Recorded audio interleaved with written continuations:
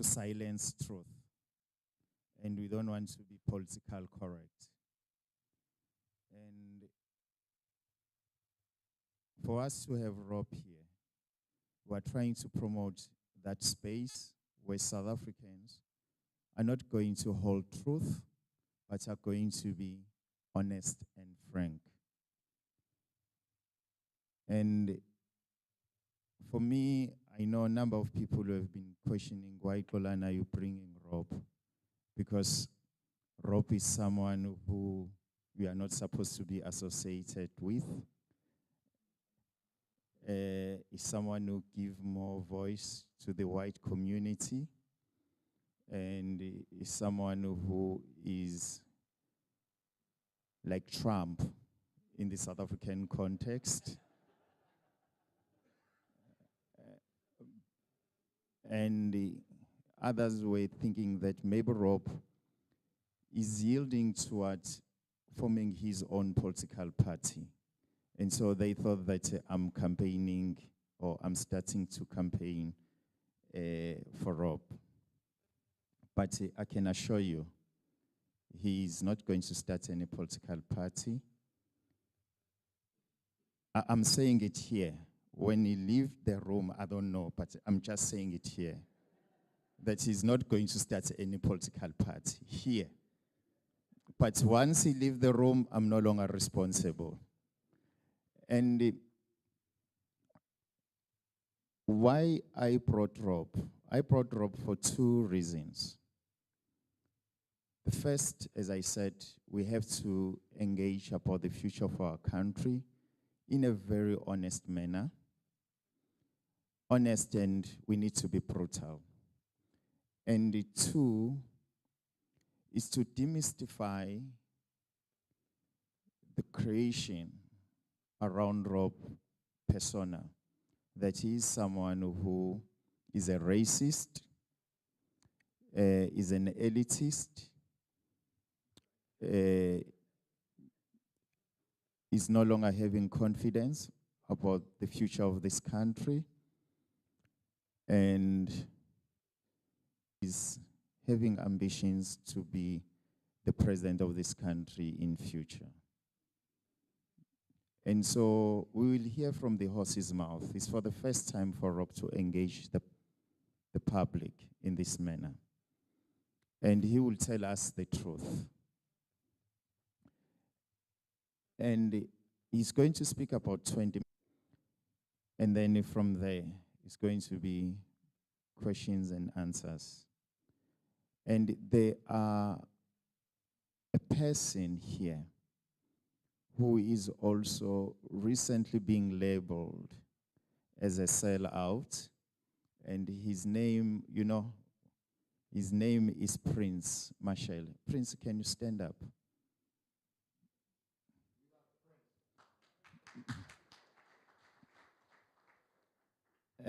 He's being labeled as the sellout. The South African natives, we don't like Prince. We don't like Prince because Prince, he was at Prince, and also now is attacking Cyril. We don't like Prince. And also recently he was saying South Africa is wrong for South Africa to take the Israel to International Courts of Justice. We hated Prince for that. And so we will give him also 10 minutes to say something, because, I mean, yeah, we will 10 to 20, because he's also here. And he will give us also a perspective. I know number of you are business people, number of you have pension, number of you have investment in this country. And so your investment currently, should I say they are on the brink, or you might not have it in 5 years, they'll be worthless. I don't want to scare you. And so we are here about that, to say, how can we make sure that your investment is still an investment? You are not going to take the Zimbabwean path, because that can happen. I'm not giving you fear. That can happen. And so Rob and Prince will take you through that dark channel where we are right now. And so fasten your seatbelt and don't communicate with your bankers or your whatever to say, can I move my money or what outside the country? You'll do that after this seminar. You will decide after this seminar. And so let me hand it over to Rob. Thanks, Xolani. Thanks, everyone. Xolani said it.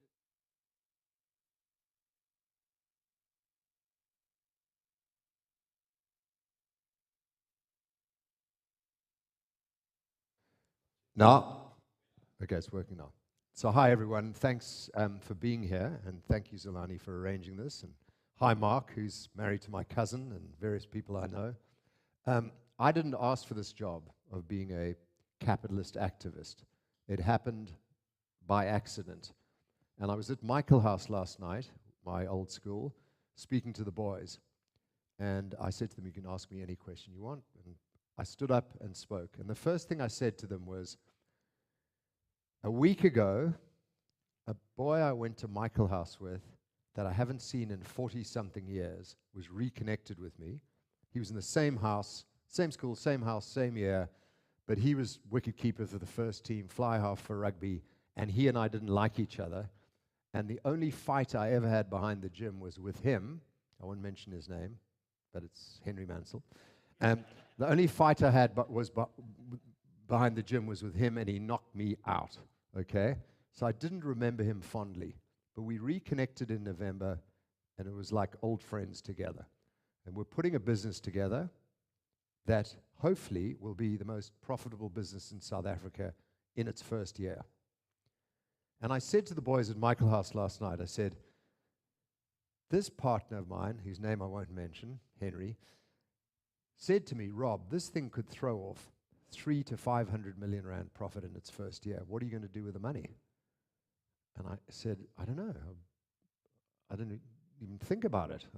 And I said to the boys, what if you were asked, how would you spend, invest, use 300 to 500 million rand a year? And I could see their little minds turning, it was all ages, like, aeroplanes, houses, buying rugby teams and things like that. But it's a question I only raise.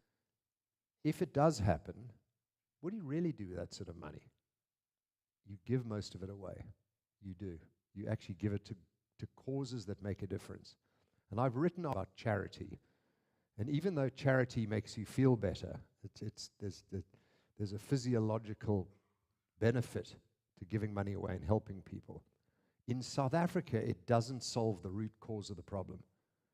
By giving money to an education charity or a health charity or to people seriously disadvantaged, it's a wonderful thing, you feel better, but we're not solving the root cause of the problem. And the root cause of the problem in this country is, and has been for the last 10 years, the ANC.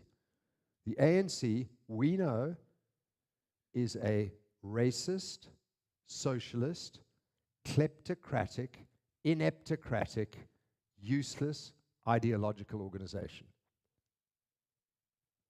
From 94 to, let's call it 2008, they did a pretty good job.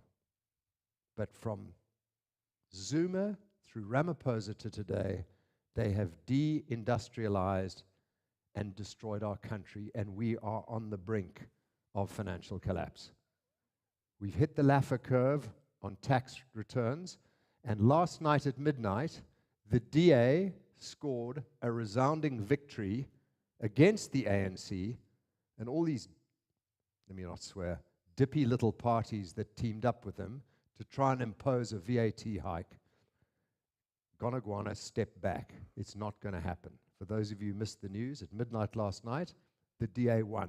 They stood up against the ANC and all these dippy parties and said, no, we're not going to allow that VAT tax hike. It has been withdrawn. So you could look at it and say, this is democracy in motion. We've only had 8, 9 months of a coalition government. It's not a GNU by any means. It's a coalition government. And the main second coalition partner stood up and fought back successfully. It's democracy in motion. South Africa's improving. But the reality is, they're not fixing the elephant in the room. And what's the elephant in the room? Economic growth. Gonagwana put into his budget 1.8% economic growth, which is pathetic. But we're not even going to get there.